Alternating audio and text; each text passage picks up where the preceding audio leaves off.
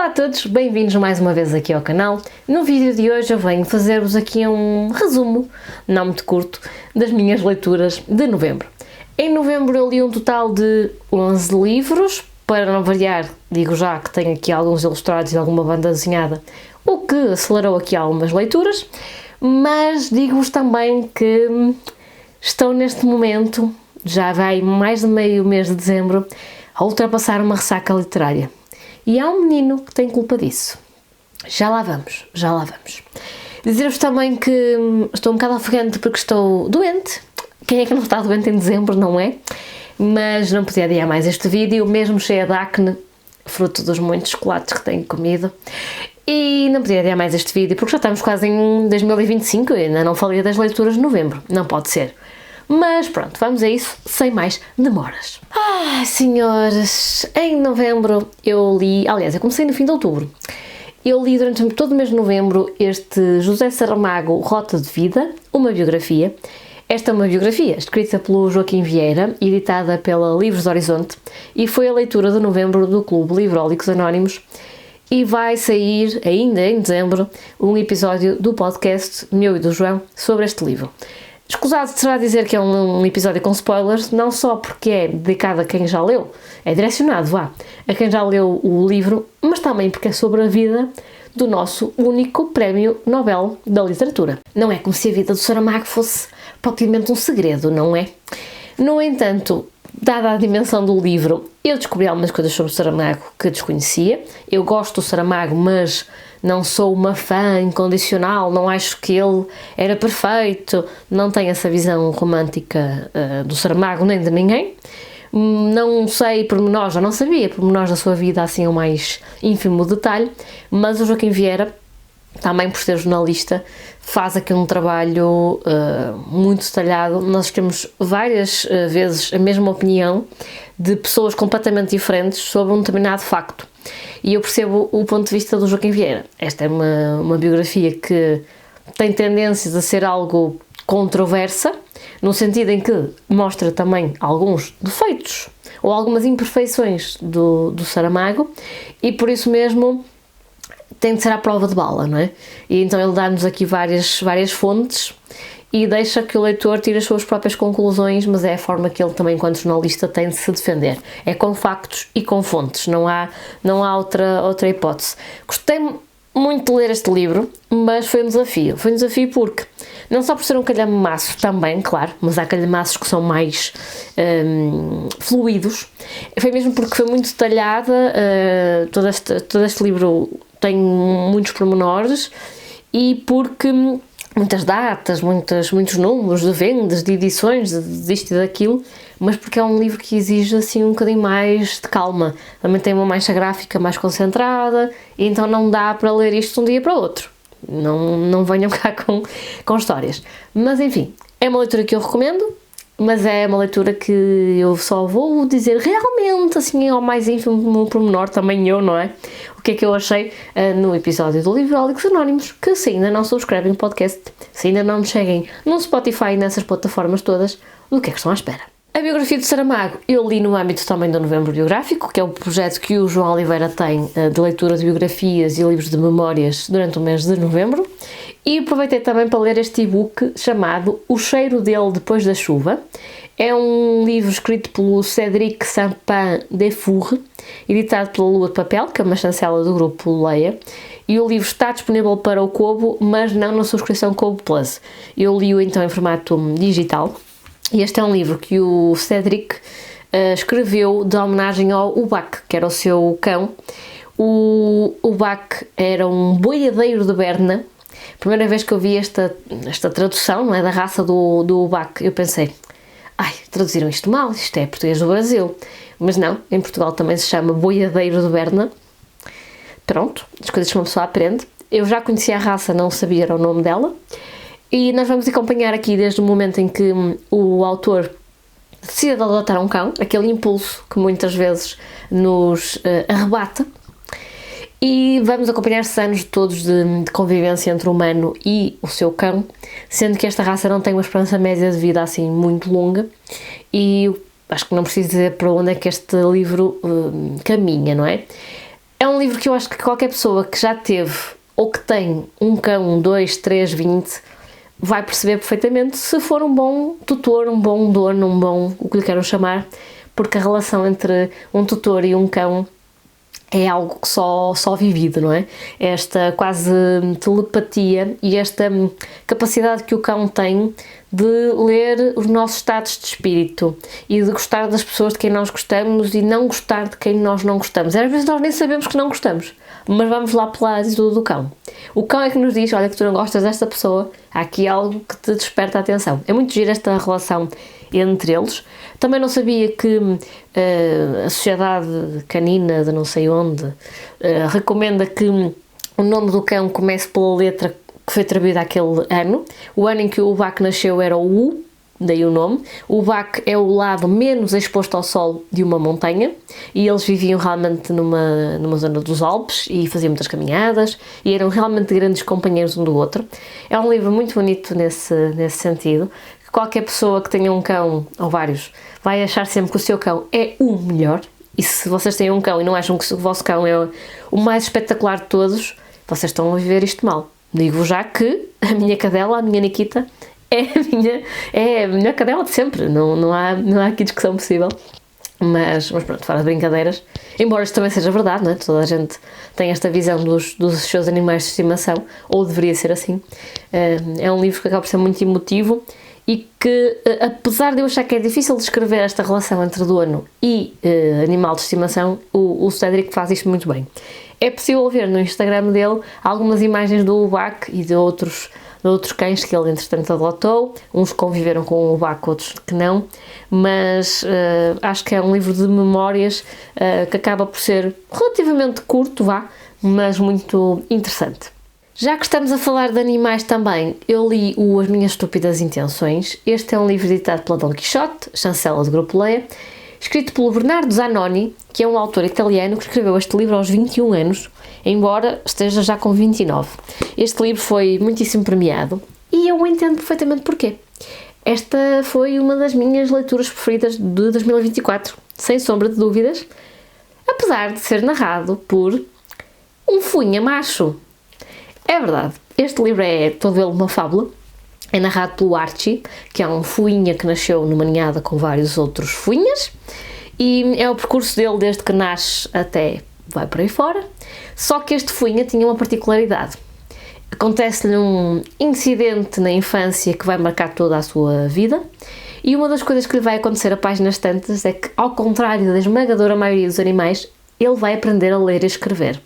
Mas vai aprender a ler e escrever com base em quê? Na Bíblia. É este o livro que ele tem para aprender a ler. E, portanto, temos aqui um animal que deixa de ser só movido pelas emoções mais básicas e movido pelo medo, como a maioria dos animais, mas passa a ter aqui a razão do seu lado. E passa a ter, ou não, a questão da fé consigo, ou pelo menos a saber o que é a fé e o que é isso de um ser omnipotente, omnipresente, e é muito, muito, muito interessante. Fala aqui dos instintos versus a razão, de o que é que será melhor, viver de uma maneira ou viver de outra, predadores e presas, o que é melhor sermos na vida, não é? Se é ser o caçador ou o que é caçado. É muito, muito interessante. Se vocês procuram um livro para oferecer, ou até para vocês, um livro que é bem escrito, que é fluido, que é envolvente e que é perceptível e pode ser lido à letra, mas que também pode ser lido para lá daquilo que está realmente escrito, este é, sem dúvida, um belíssimo livro. Recomendo muito, gostei mesmo bastante e, curiosamente, foi um livro da comunidade de leitores da Maia. Regra geral, nós temos aqui quase 2 grupos de pessoas. Quem gosta de uns livros não vai gostar dos outros e assim sucessivamente, por questão de gostos, não é?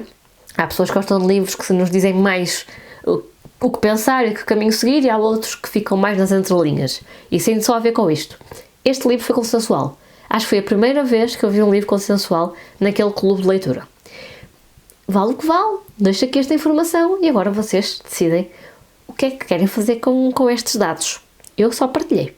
Banda desenhada também houve, claro, no meu mês de novembro. Acho que em dezembro vamos ter mais, porque como eu estou numa ressaca literária pós-biografia do Saramago, pós-montagem de estantes novas, onde eu estou a colocar os meus livros ilustrados e a minha banda desenhada e a deixar tudo bem catalogado, tudo bem arrumadinho. Está tudo impecável, mas leva-me bastante tempo livre, não é? Mas como estou aqui numa pós-ressaca literária da biografia, pós-montagem de estantes, pós-gripe, pós-tudo, banda desenhada em dezembro, se calhar vamos ter mais, acho eu. Mas daqui a umas semanas falamos. E neste caso eu li A Educação Física, da Joana Mozzi, editado pela Iguana, uma chancela do grupo Penguin, um livro que eu tive o prazer de apresentar na FNAC do Norte Shopping. Ora, A Educação Física é então, como eu dizia, uma novela gráfica. Eu acho sinceramente que a Mozzi é uma das autoras portuguesas de banda desenhada mais promissoras dos últimos tempos. E embora, segundo palavras dela, não textualmente, mas a ideia foi esta. Embora não tivesse sido propriamente um objetivo dela fazer uma obra direcionada para uma causa, ou para um tema, ou... Embora aqui diga precisamente isso, que os livros não precisam de ter uma história, precisam de um tema. Mas, enfim, embora não seja propriamente o objetivo da Mozzi fazer um livro que representa a geração millennial, não deixa de o ser, na minha perspectiva de leitora, claro. Porque este é um livro que nos traz a Laura, que é uma jovem de 30 anos que vai escrever um livro durante um ano. Ela recebe uma bolsa de criação literária e, portanto, vai poder dedicar-se à escrita, sem ter tantos trabalhos precários como vai tendo ao longo destas páginas. É um livro sobre, então, a questão da precariedade laboral da geração millennial, mas também sobre os afetos, sobre o apego, sobre as relações amorosas, mais ou menos modernas, digamos assim.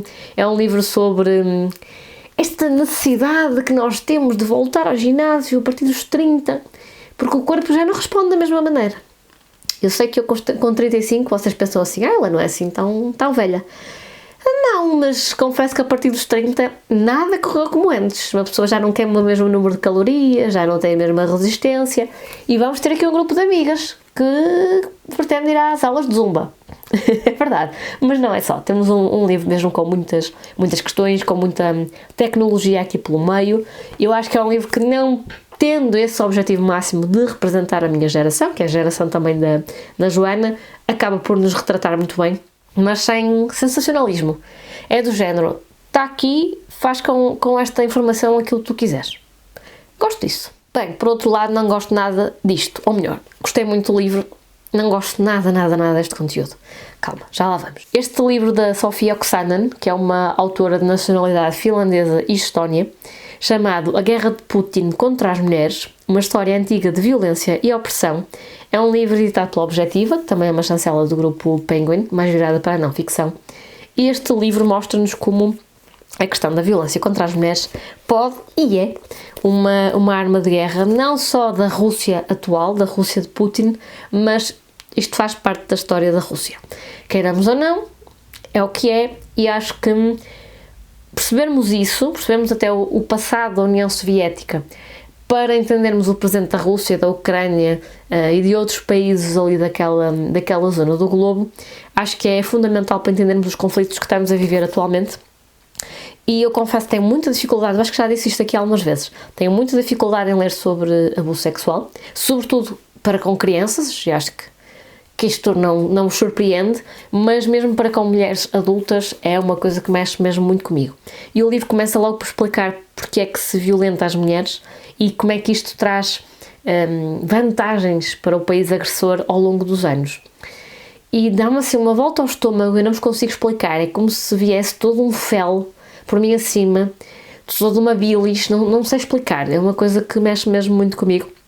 E aqui o que a Sofia Oksanen faz é sobretudo mostrar-nos que quando se viola, se abusa de muitas mulheres de diferentes idades de um país, neste caso da Ucrânia, o que vai acontecer é que aquelas mulheres, como consequência dessa violência, muitas vezes não vão conseguir dar à luz novos filhos, ou os seus primeiros filhos, ou porque psicologicamente não estão bem e não conseguem mais relacionar-se com ninguém do sexo masculino, ou porque até fisicamente sofreram algumas mazelas que as impossibilitam disso.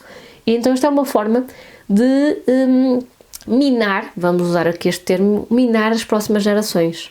Porque mesmo os homens que estão ao lado destas mulheres, os seus maridos, os seus pais, os seus irmãos, vão olhar para estas mulheres de uma maneira diferente.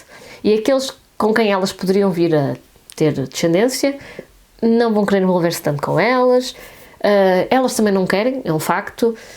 E então isto vai fazer com que a população diminua e com que uma cultura desapareça. Enfim, tem aqui outros contornos, muitos, em que eu não tinha parado para pensar. Eu aqui no conforto do meu lar, eu que acho, e bem, que este livro me representa, com as minhas aulas de zumba, com os meus problemas amorosos, com as minhas dores na lombar.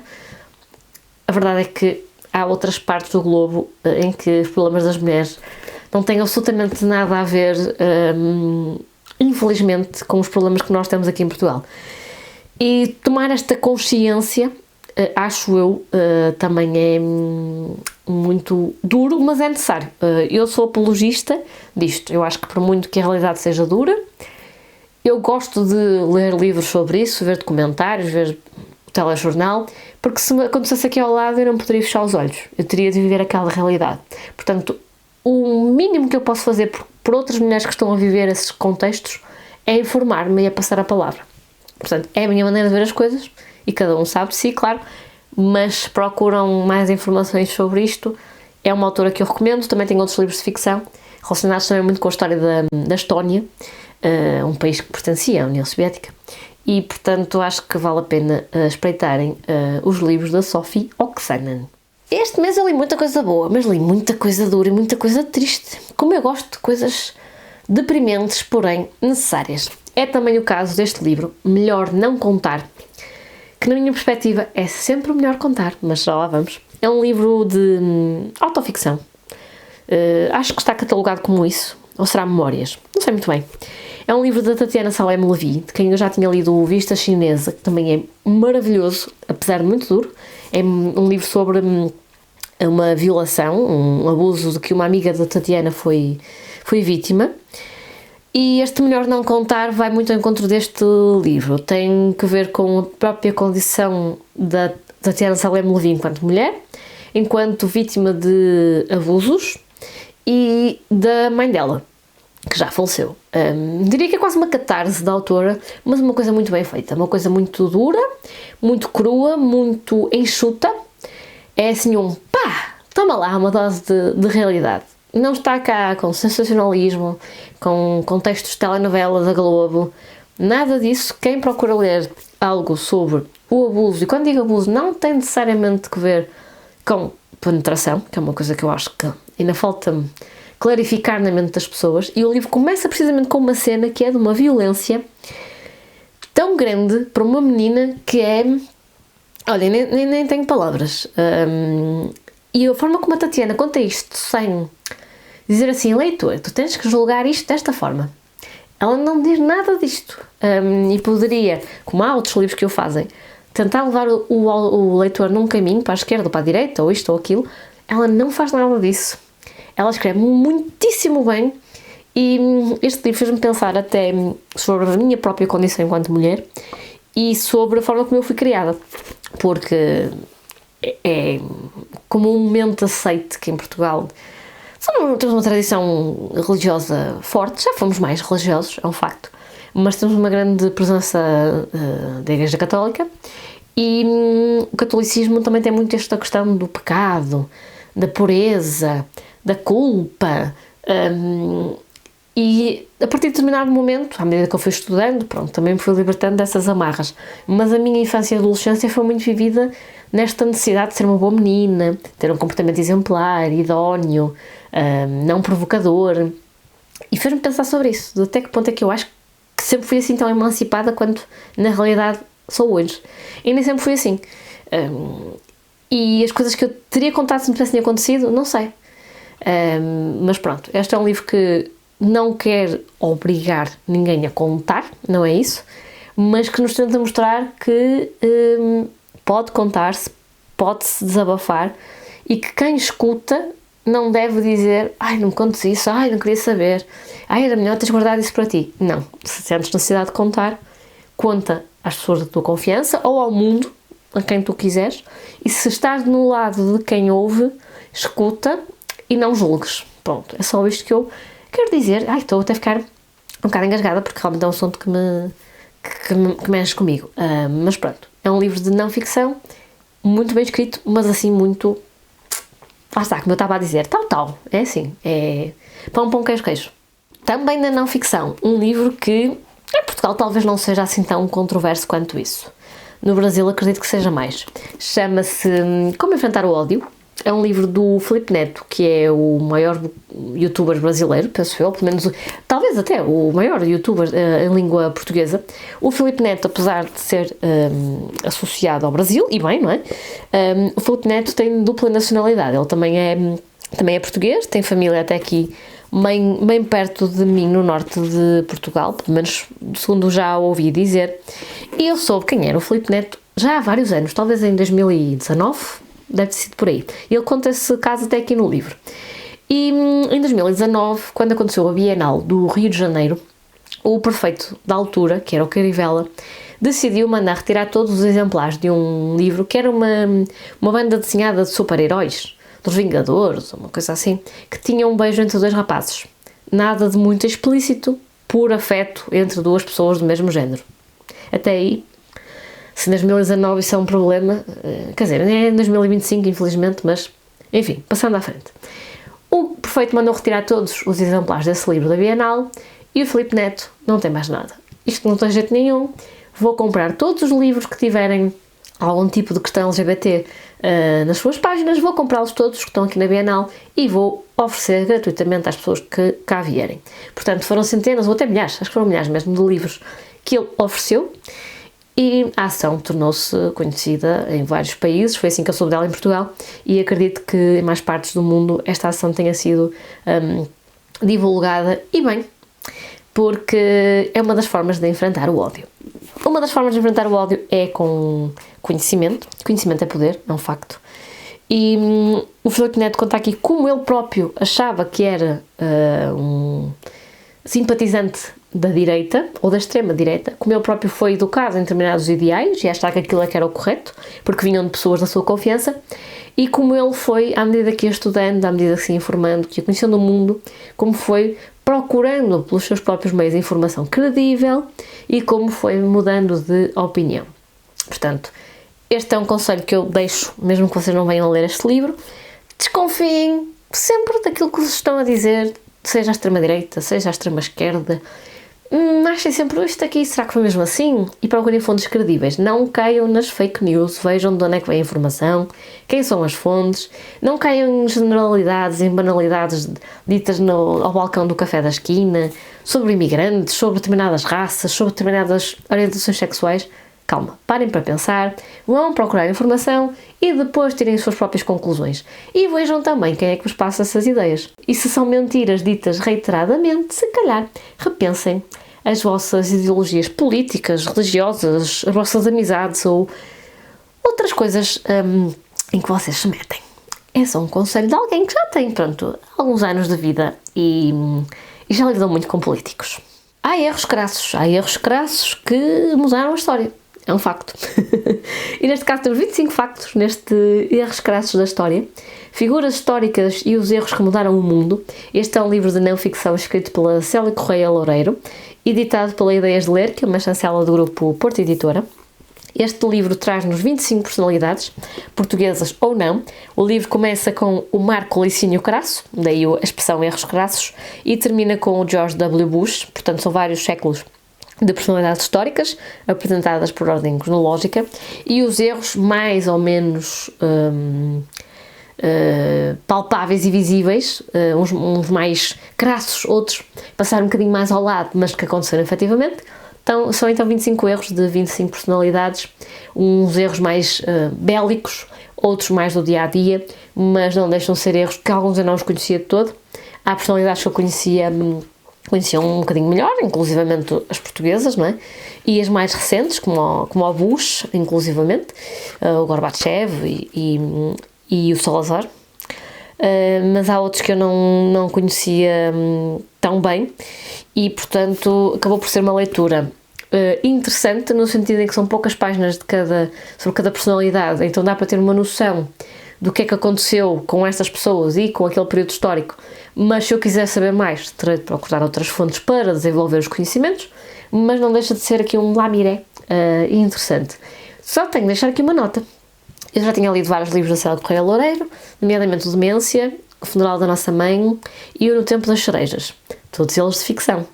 E em quase todos eles já se notava aqui a paixão da Célia pela história, sobretudo No Tempo das Cerejas é muito focado na história do século XX, mais concretamente de Lisboa. Mas aqui temos uma escrita um bocadinho diferente, porque não é ficção e, consequentemente, o registro da Célia é mais factual e é mais seco, é mais... como é que eu vou dizer? Não é tão floreado, porque estamos a falar de história. E como a própria Célia neste momento até está a estudar algumas cadeiras de História na Universidade, vai beber muito essa linguagem e não tanto a linguagem da ficção, como me parece um bocadinho óbvio, mas fica aqui o aviso. Por fim, 3 livros da tinta da China, 3 leituras assim mais leves, mas nem por isso menos relevantes, muito pelo contrário. O primeiro chama-se Arena, é uma coletânea de cartoons do João Fazenda, publicados entre 2004 e 2024. O João Fazenda faz os cartoons que acompanham as crónicas do Ricardo Araújo Pereira na revista Visão e depois mais tarde no Expresso. E temos aqui alguns cartoons mais datados, não é? Porque são relacionados com algum assunto daquele momento em que o Ricardo escreveu a crónica. Portanto, algumas coisas já têm 20 anos e eu lembrava-me delas. Enfim, outras são mais intemporais, enfim, mas que mais ou menos vamos percebendo de que momento da história é que estamos a falar, porque também tem o título do cartoon em baixo e muitos deles são autoexplicativos. Querem ver um intemporal? Olhem o preço da gasolina. É intemporal, eu sei. Não sei o que é que se passou aqui, que entretanto desapareceram alguns segundos do vídeo, mas o que eu queria dizer era, no fundo, fazer aqui uma transição e dizer que, além do livro do João Fazenda, comecei a ler os primeiros volumes da coleção Heroínas das Artes, sendo que os primeiros volumes são estes que se seguem. Os 2 primeiros volumes foram escritos e ilustrados pela Catarina Sobral. Sempre que virem livros da Catarina Sobral, podem comprar à confiança. São bem ilustrados e são bem escritos, portanto, quanto a isso, podem ir com o meu selo de aprovação. Este primeiro volume é sobre a Madalena Perdigão. Ela foi uma das figuras mais relevantes no ensino das artes em Portugal e está ligada até à criação deste Centro de Arte Moderna da Gulbenkian. É a ela que devemos a orquestra da Gulbenkian, o coro e mais uma série de coisas, aqui para verem as ilustrações da Catarina Sobral. Ela é muito, muito, muito talentosa e estes livros terminam com uma breve cronologia da vida da heroína da arte representada, o que acaba por ser interessante, quer para os mais novos, para se habituarem a esta questão do friso cronológico e quais são os marcos importantes da vida de uma pessoa. Este segundo volume é sobre a Anna Atterley e temos exatamente a mesma questão da cronologia que os adultos também podem depois explorar, não é? Tem o essencial para as crianças, mas os adultos podem, a partir dos assuntos que lhes fizer mais sentido, fazerem as suas pesquisas. A Anna Atterley, além de ter escrito poesia, ter estado ligada até à música barroca, enfim, ela deu aulas de literatura na Universidade Nova de Lisboa, teve exposições, realizou filmes, enfim, fez até o filme Revolução. Participou na Bienal de Veneza, ela apresentou um programa sobre arte na RTP2, enfim, também foi uma grande figura das artes em Portugal no século XX e acho que é fundamental darmos voz a estas figuras das artes, principalmente às mulheres, mas não só, figuras das artes do século passado ou até antes disso, que passam um bocadinho ao lado hoje em dia.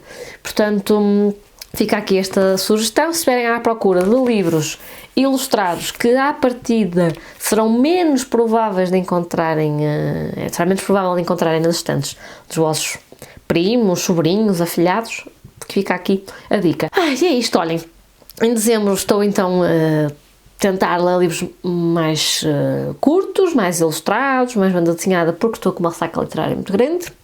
Já reli o Lições de Grego, da Anne Kang, que foi o livro de dezembro da Comunidade de Leitores da Maia. Agora estou dividida entre o Rebentar, que é um livro do Rafael Galo, muito bom, mas também muito duro, sobre uma família, mais concretamente sobre a mãe, cujo filho desapareceu há 30 anos e como a vida dela está em stand-by desde essa altura. E estou dividida entre esse livro, portanto, e entre o Descansos, da Susana Amaro Velho. O Rebentar é da Porta Editora, o Descansos é da Casa das Letras e passa-se em Portugal, num Portugal mais rural, numa aldeia. Temos muitas personagens, desde o Senhor do Café, desde o Senhor da Funerária. Pronto, temos aqui um drama familiar, o que é que aconteceu aqui numa família mais abastada e como é que isso impacta toda a comunidade. E ainda estou aqui no primeiro terço do livro, vamos ver onde é que isto vai dar. E não é que agora que eu estava aqui a despedir-me de vocês e ficar sem memória no cartão. Não tem jeito nenhum. Enfim, boas festas, divirtam-se muito agora no Natal, no Ano Novo e em 2025 voltem aqui ao canal com muita vontade de ler, com muita vontade de me ouvir, com muita vontade de seguir as minhas sugestões e arruinar essas carteiras, porque não? Mas pronto, eu dou-vos boas sugestões, admitam lá que é para eu ficar contente e receber aqui um miminho de Natal que é o vosso apreço. Digam lá se eu não vos dou boas sugestões. Admitam lá. É isto. Portem-se bem, boas leituras, muitos doces e acima de tudo vivam esta época em paz e sossego, que é o que importa. Beijo!